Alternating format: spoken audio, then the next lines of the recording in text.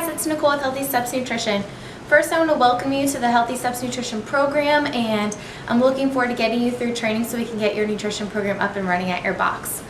I want to spend the first 5 or so minutes talking a little bit about my background story and how I am in the position that I am today. Growing up, I knew nutrition was really important.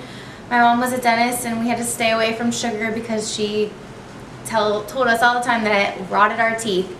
When I was 13 years old, my mom was diagnosed with breast cancer, and we did the chemo, radiation, surgery route the first time. A few years later, she got diagnosed with bone cancer, and we completely changed our diet.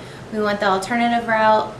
The doctors gave her like 6 months to live, and she ended up living for a lot longer than that. I knew nutrition was important at that time, but I didn't really know what you could do with it. So I went to University of Florida. At the same time, I was cheering for competitively, and went to University of Florida, started cheering there. They thought some of us had eating disorders, and we did. We definitely had disordered eating habits.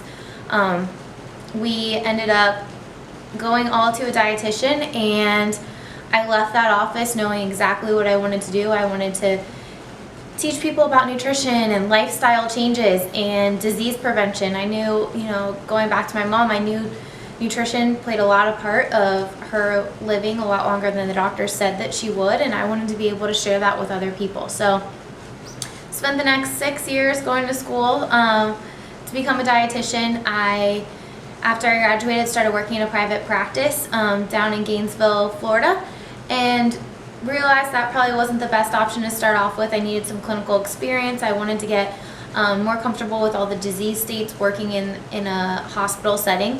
I started working down in South Florida, and although it was a great experience, really my passion was disease prevention, not once we already had the diseases and people, there wasn't as much impact there. So I started my private practice slowly while I was still full-time at the hospital. Eventually got to the point where I was busy at the private practice that I could cut back my hours at the hospital, and now I'll be cutting back those hours to none at the hospital soon. So that's really my background story and how Healthy Steps Nutrition came into place. When I moved down to South Florida, I transferred to a CrossFit, and I didn't really know many people down here. So I started making friends at the CrossFit, ended up meeting my husband there. When people find out that I was a dietitian, they started asking me all these nutrition questions. What should I eat before I work out? What should I eat after I work out?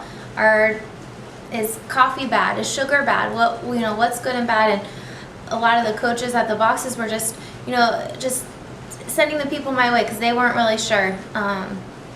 What to tell people and what was their scope of practice in Florida. So I started doing nutrition seminars at CrossFits all over South Florida. That turned into me doing nutrition challenges all over South Florida. And then we started doing coaches trainings about that same time as when Sam from CrossFit Port Orange had asked me if I could make up a program for her that mocked what I do down here with my clients so that she could do it up at her box. I spent about 6 months trying to figure out exactly how I was going to do it, how I was going to systemize everything that I do down here so that she couldn't mess it up in Port Orange. She started doing really great. She started making a huge impact in the community. She started seeing clients that weren't members of her box, and she's done really well. And I think it was January of this year, Chris Cooper had asked me, do you think that we can expand this program to other boxes? And I had already systemized everything with Sam. It just was the part of me doing the training. So we started doing webinars online, and they were good, but I think it was tough for a lot of people to be able to sit down midday for an hour and a half and get through these webinars when I was only offering them every other week. So now we're at this point. The training's converted to online, and hope you guys enjoy.